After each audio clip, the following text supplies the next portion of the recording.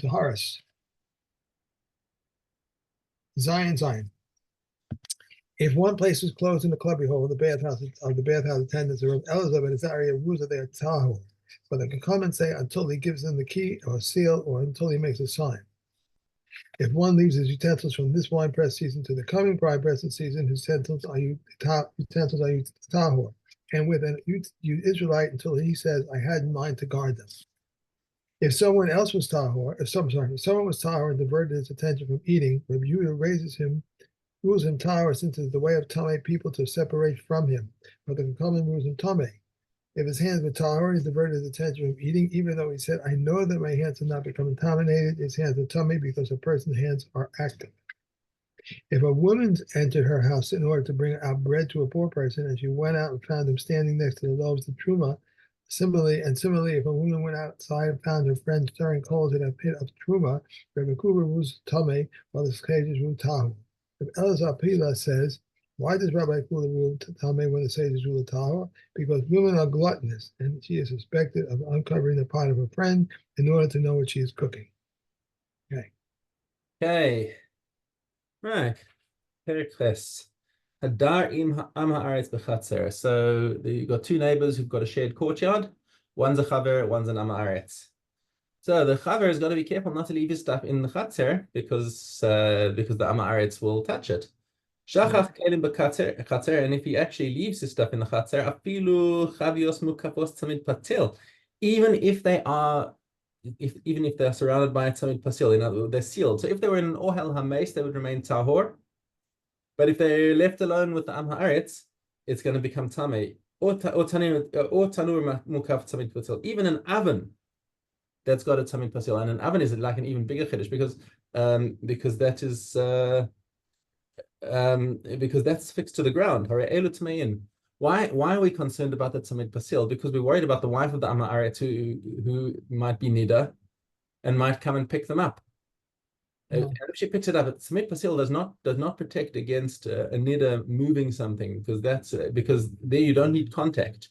You don't need an ohel. You just need the nida or the zav or the zava to move the object, and whatever's inside it will become tameh. Straight away, the kli itself will become tameh as well, because whatever's inside it is tameh, then the kli becomes tameh. Okay. So Rabbi Yehuda metar b'tanur. Rabbi Yehuda disagrees. He says with the oven, bisman shumakov tzamid pasil. He says with the oven, it's fixed to the ground. You don't have to worry that somebody's going to move it, because it can't move. It's fixed to the ground, and nothing could have gone wrong over there. Rabbi Yossi Omer, Afa Tanur Tamei Ad Sheyaseh Lo Mechitza Gavoa Asara Tvachim. Says Rabbi Yossi, no, the tanur, even the tanur will become tamei, because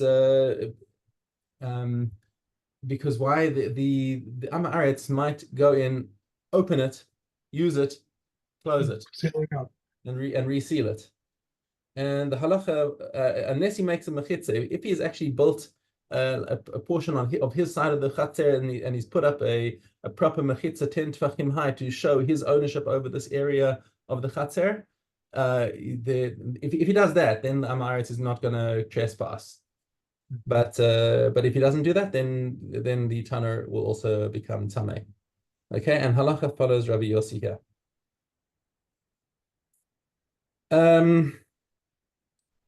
Base hamafkid kalim etzel am haaretz. So he leaves his kalim by the am haaretz. Okay, tamei mace. They are assumed to be tamei mace because the am haaretz is not careful with tumah and tara. But tamei midras, and furthermore, if they are susceptible to midras tumah, they will also become tamei with midras tumah because of the am haaretz's wife, who may be nida. Okay, im makiro shehu ochel b'tumah. However, if the am haaretz knows that his neighbor is the chaver is a kohen, then he's going to be much more careful. Okay, so he knows about the tumas midras. He won't let his neighbor wife touch it, but he's still not so careful about tumas mace. He's not sure how tumah and tara work 100%. So you can't rely on him. It's not that he's malicious. It's just that he doesn't know. Okay, im makiro shehu ochel b'tumah. Tohorin, Oh, sorry, beg your pardon. It's the other way around. He knows how to be careful with tumas mace for the kohen, but aval tamein midras, but his wife doesn't know how to be careful with the tumas nida. So we still assume that there's a tumas midras involved here. So he doesn't have. So each one has got a chumrah and a kula. Okay. Tumas midras, of course, has got the chumrah that even if you don't touch it, even if you just rest on it, or pick it up or carry it, it will transmit tumah to whoever carries it. However, it's only an evening tumah. So if you take it to the mikveh, it's tahor. But the mace tumah is a 7-day tumah. You've got to sprinkle it. Okay, and that requires contact. So if you just carry something that's tameh mace, you don't become tameh from it. So that's the kula and the chumrah of both. Okay. Rabbi Yossi Omer, im masar lo teva melea begadim. So he gives him a clothing chest. So think think of a lockbox, right? With with clothing inside it. Bisman shehi rotetes, if it is packed up with clothes all the way up to the lid, such that if somebody sits on the lid, effectively they're putting their weight on the clothing inside. Okay, tamei midras. Then the clothing also gets midras tumah because we assume that his nida wife sat on it. Im einer rotzetes, however, if there's open space between the contents and the lid, then tamein madaf. Then all that happens is that they get a madaf tumah. When madaf is tumah durabanan. Okay, so it's a lower level of tumah. It's not midras. It's not tumas mace. It's just it's a tumah durabanan. So it still has to go to mikveh. And that's even in the case where the owner, in other words, the chaver, kept the key of the box. So the Amarites could not open the box even if you wanted to. But nonetheless, the contents of the box are given a tumah drabanan, just as because maybe his nida wife moved the chest. And even the moving it will make the things tameh. Okay. Gimel. Ham abed bayom umatza bayom. So someone lost his item during the day and found it again during the day. Okay. So what can you assume about it? It's tahor. So minastam lo naga adam beraglo. So you don't have to assume that anyone walked in it. So any Amaretz might have pushed it or kicked it or anything. Because if somebody had found it during the day, they would have picked it up. Now they've done a Shabbos Aveda or something. But if it's left in the street exactly where he found it, he does not have to be choshesh that it became tameh. Okay. I'm surprised that they're always talking about this might happen. We don't know if somebody touched it. We don't know if somebody did anything else. And here they seem to be very makel in that. It's all right. So we're being makel with it because that's our principle. Is that we saw before that all the tumas and taras are exactly as you found them. You don't have to think about what might have happened before now. You take things as you see them right now. If you lost it by day and you found it by day, there's no chashash. However, we'll see. B'yom umatza b'layla, b'layla umatza b'yom, b'yom umatza b'yom shela'acharav. He lost it by day and found it by night. Lost it by night, found it by day. Lost it by day and found it the next day. Okay, now it's tameh. Now we have to presume that this has been handled. Okay, so Kati explains that the Mefarshim explain that we're talking here about where he lost his item in the Rishus Harabim and found it in the Rishus Harabim. And therefore, if it was found by day and found by day, it is still tahor because the suffix tumah in Rishus Harabim is tahor. That's the explanation that we give over here because it's a suffix tumah b'Rishus Harabim. But in Rishus Yachid, that's a suffix sveikot tameh. Even if you found it on the same day, it would still be tameh. It would be tameh tumas midras and tumas mace because it's a suffix that happened in the Rishus Yachid. Okay. However, if he lost it by day and found it by night, or vice versa, all these other cases that we just quoted, we say it's tameh, even if it's in the Rishus Harabim. Okay, because there's a suspicion that maybe a nida or a non-Jew, who are often found in the Rishus Harabim, went and walked in it at night. They wouldn't have noticed it. So because night has entered into the picture, it is possible and even likely that somebody came and walked on it without noticing. So if it's something that is susceptible to mishkav or moshav tuma, it is tamei midras. But even if it's not something that is susceptible to tumas midras, it is still tamei because of being touched by a zav. So it would still would still be tamei to whatever degree it can take. But tumas meis is not common. So we're not choshesh for tumas meis in Rosh Hashanah. Okay, so here is your general rule. Kol sheyavor alav halayla or miktaso tamei. If night enters into the picture, then we must presume it is tamei because that night is the time when people are walking through and they don't see everything that's in their way, so they might step on it. Ha-shatech kalim. If somebody is spreading out kalim or clothes, for example, Rishos harabim. Tahorin, that's considered tahor, or Rishos yachid tamein. But if it's in a Rishos yachid, once again, the suffix in a Rishos yachid we say is tamei. The im haya mishamran tahorin. But obviously, if he's sitting and watching over them, then there's no suffix. So I'm not even sure why we need to mention this in the Mishnah if he's guarding it.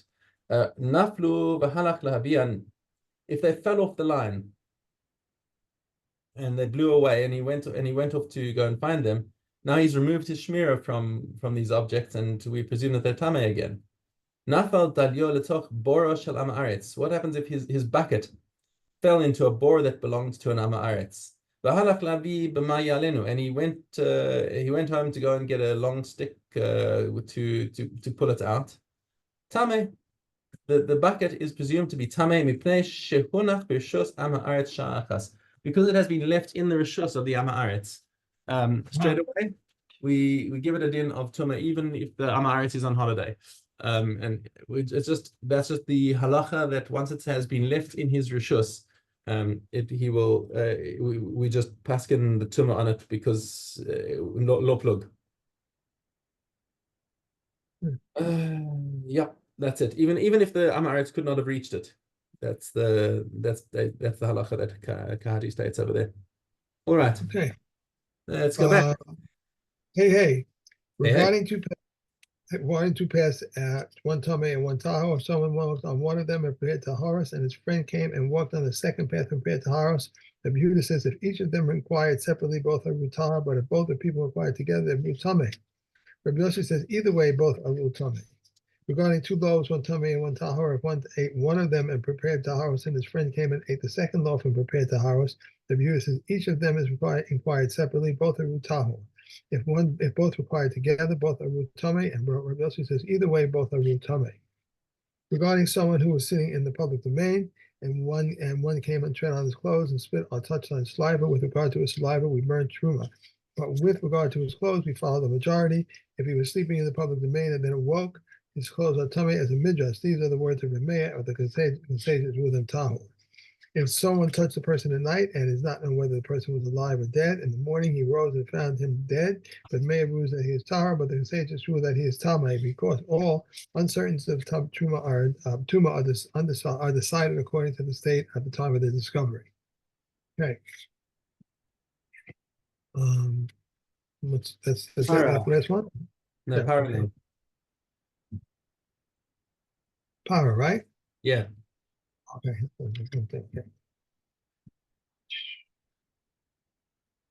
Okay, Zion Unit Aleph. If two were filling their barrels from cutlass water and they helped each other lift their barrels or remove the thorn from one another, or once for one's activation is valid, for whose activations it is disqualified. The Josi says even with two sanctifications, it is valid if they stipulate it between themselves. If someone breaks through a fence intending to repair it, the water is valid. But if he repairs it, the water is disqualified. If one eats figs that he intended to spread out to dry, the water is valid. But if he spreads them out to dry, the water is disqualified. If he was eating and left over and threw what was in his hand under a fig tree and onto the drying area so that they should not become lost, the water is disqualified. If two people were watching through the trough and one of them became tamei, the water is valid since it is the second person's possession.